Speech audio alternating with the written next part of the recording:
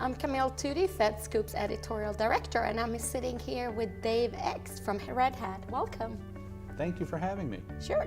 Talk a little bit about what's a good model for the government using IT to lower costs. Yeah, so most of our most successful customers have embraced open source technology in a commercially supported way, because by using open source technology and that is commercially supported, they don't have upfront licensing costs that you would ordinarily see with a proprietary business model. And so as a result, they could take that licensing cost that they were going to spend on and actually invest that into the mission so they could be more successful that way. The other thing that they do is that they use the commercial support aspect of open source. So instead of relying completely on their team to do absolutely everything, they actually can build upon the foundation of having a customer, a vendor that has your back if things break in the middle of the night.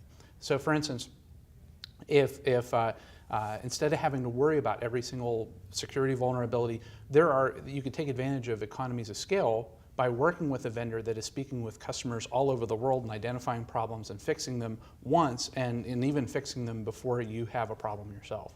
Mm-hmm.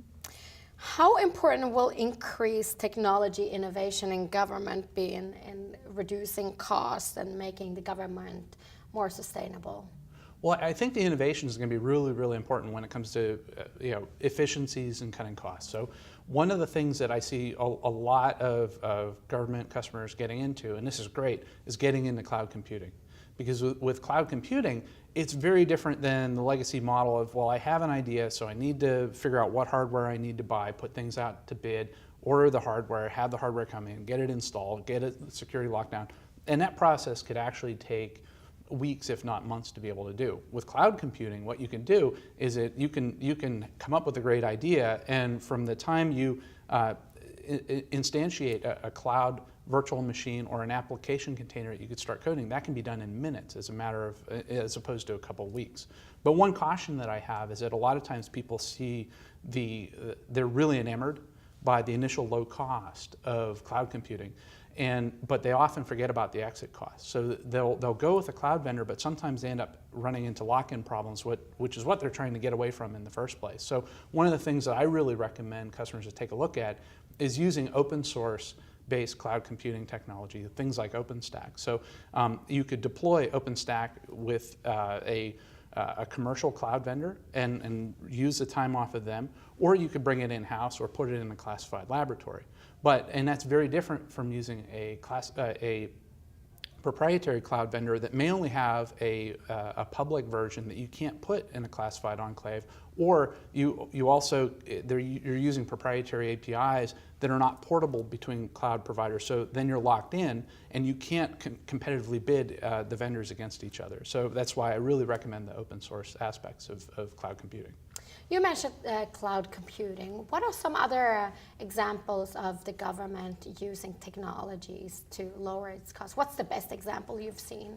Well, my favorite one from this year is a Red Hat Innovation Award winner that from this year is Booz Allen Hamilton and their work with the Army. And so one of the things that the Army does, like every government agency, is that they're mandated by Congress to come up with a budget every year. And year over year, as the technology gets, and the needs become more and more demanding, their budget requirement computation needs become more demanding. And so as a result, they have this great big burst where they need to do a lot of computation to figure out the budget. But the problem that they're running into is that they were doing the computation on old Spark Solaris servers that have been end-of-life by the manufacturer, and that really forced them to look for other solutions. So what they did was that they did a migration from the proprietary Spark Solaris systems over to x86-based commodity systems, so they had a choice of vendors. The other thing that they did was that instead of just doing a one-to-one bare metal replacement, they considered virtualization, and they used open source virtualization, specifically Red Hat Enterprise Virtualization, to get even better density and more flexibility. And so what they're able to do is go from 120 physical servers down to 15. So that's about an 87% reduction in terms of physical hardware footprint. And they even went further, where whenever they were manually provisioning the Solaris systems, it was a very labor-intensive process and highly prone to human error. And that was one of the other areas of cost that they wanted to reduce and also increase in efficiency. So what they implemented was an open source, well, they've used an open source business rules engine called JBoss BRMS to actually automate the creation and provisioning of virtual machines as they needed. So if somebody needed a virtual machine, the business rules logic would provision it for them by talking to the open source virtualization software, and that virtual machine would be locked down and be able to run a workload in a matter of minutes, which it would take them about 2.5 weeks to be able to get a physical machine up and running and on the network. In the end of the day, they ended up, from the time that the project was deployed and up until 2015, they saved $5.1 million by doing this migration. So it was a really good success story of not only moving from proprietary technology to open source and commodity technology where the customer has a lot of choice, but also looking at the way that they did business and doing optimizations in terms of reducing the amount of manual labor and automating things with business rules. There's a lot of discussion around government looking to industry for best practices. How similar should the IT industry and the government's business model be in regards to lowering costs? I think they're very similar. If you look at the software technology that's out there today compared to 30 years ago, it is so complicated. And it's really hard for one government agency or even one vendor to come up with a piece of software that is really, really complicated, that is usable by a large number of people. And so one example that I like to use is the OpenStack example of where we've had public sector and private sector working together on developing cloud technologies. So with OpenStack, it was started by NASA and Rackspace. And so Rackspace wanted to come up with an open source cloud that they could provide to their customers. NASA wanted to have a private cloud that's based on top of open source for their internal computation projects.